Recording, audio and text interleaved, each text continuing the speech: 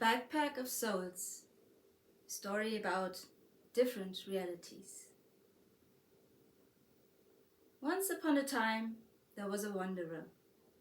He couldn't remember if he had a home ever. He felt like traveling for his whole life now. He never stayed longer than a day in one place. A backpack with a few personal items was the only thing he owned. And so he was traveling through the countries. Today he met Matthew, a very straight and decent guy owning a farm in Ohio. Cattle, mostly cattle, Matthew said, chewing his tobacco. The traveler nodded. They both stood together, enjoying the evening sun, and let their eyes wander over the endless fields and the peacefully grazing cows. The soothing sounds of their eating and the beautiful scenery created a serene atmosphere. The sunset was amazing, and the evening slowly came with a breeze of fresh air. Their eyes met. "When will I see you again?" Matthew asked. "Oh, I never come back to a place where I've been once," the traveler said. "Never?" Matthew asked. "No, never," the traveler answered. Matthew's expression changed from calm to sad, and suddenly his soul started to turn black. Oh no, not another one," the traveler thought, and slowly and carefully he put Matthew's soul in his backpack. Silently, he looked down on all those black souls inside. "I'm so lonely," he thought. Sadness overwhelmed him, but he went on, traveling to the next town. Mary, the bartender, lived there for a long time. "A whiskey?" she asked. "Please," he said, but make it double." "Stress at home, huh?" she asked. "I've never seen you in town before." For some reason, he couldn't fight back his tears this time. Home. The lump in his throat, which he felt since he collected Matthew's soul, had been secretly growing inside him on his way to the bar.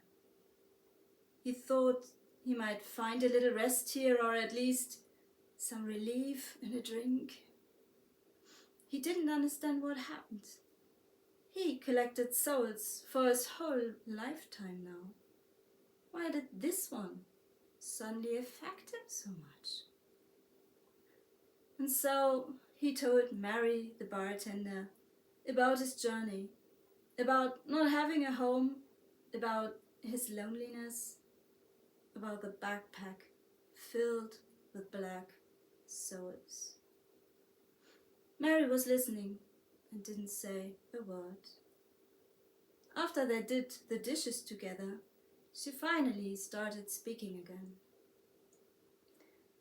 "You need a bed for the night, huh?" He just nodded.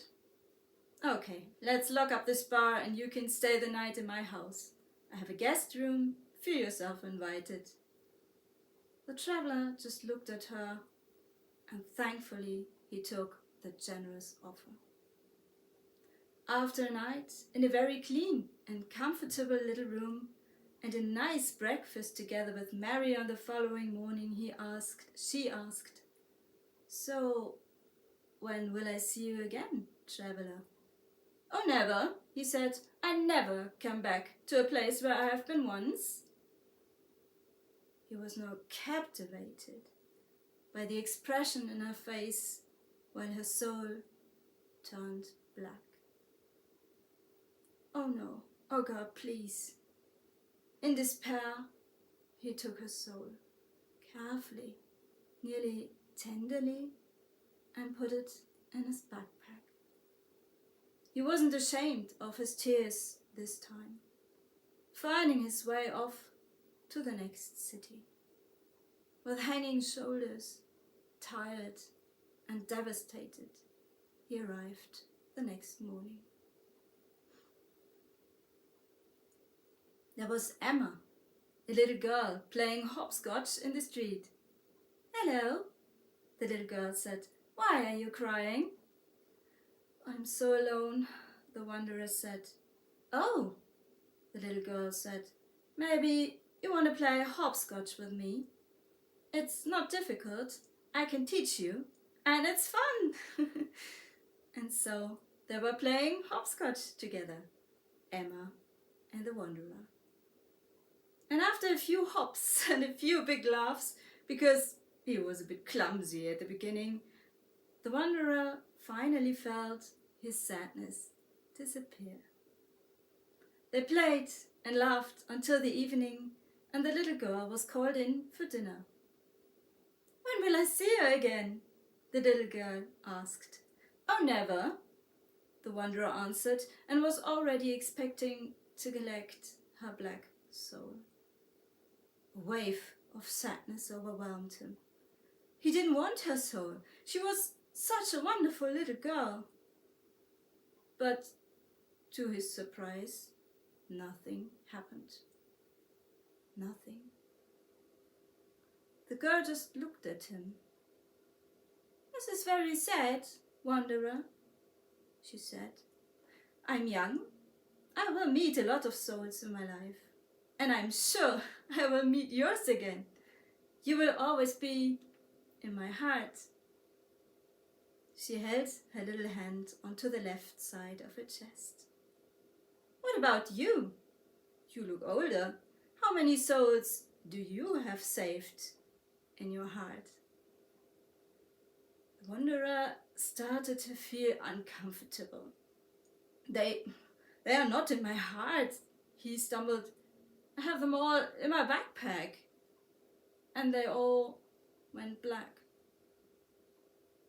Something went completely wrong here. "Oh," the little girl said. "Look at your soul, wanderer. It's black as the ones in your backpack." And with a loud exhale of fear, he realized that she was right. "Oh God, what is happening? What did you do to me? Please, don't take my soul. Please make it stop." The wanderer pleaded the girl. "It wasn't me," the girl said calmly. "You are doing this to yourself. I have nothing to do with it." "But how?" he asked in despair. She started to explain, slowly and calmly, in a very soft voice. "It's not enough to have a soul in your backpack. They will all get black. Unfortunately, souls need bonds, love, compassion. Go visit these people again and give them back their souls. And this time, you don't just collect them. Let them show their real colors and carry them with you in your heart, not in your backpack. Connection, love, compassion. It is that simple." The traveler couldn't stop crying. "What about my soul? Will it find its color again?" "It will," Emma nodded. "I have to go inside now for dinner. See you soon, dear traveler. I know I will. I feel it." And then she pressed a little kiss on his cheek, stretched up on her tiptoes. And with a smile and a waving of her hand, she disappeared into the house. The traveler kept behind, devastated. No place to go this time. No home. He never needed that, never needed a home. What did she do to me? What happened here? He mumbled to himself. Then he thought about Matthew. Would he be standing outside, watching his cattle and chewing tobacco? He remembered the peaceful expression in his face and suddenly felt the urge to call him. Didn't he give me his number somewhere? Fortunately, there were not only black soles in his backpack. Matthew, he said, hello, how are you? All good with the cattle? A warm feeling came into his heart when he heard Matthew's glad voice on the phone, and his backpack started to now move slowly by itself. All those souls began to find their colors again. After a few minutes, the whole backpack was shining and shimmering in all colors of the rainbow. The traveler still cried, the whole back and the way to Matthew. But this time it were tears of joy. And tomorrow, he thought, tomorrow I will see Mary. Maybe Matthew would like to join us. Thanks, Emma. I love you, he thought, and he could swear that he would hear her giggling, and he felt her kiss on his cheek. I will see you soon, dear. And his soul cried out loud in excitement and turned into a beautiful, deep Bordeaux.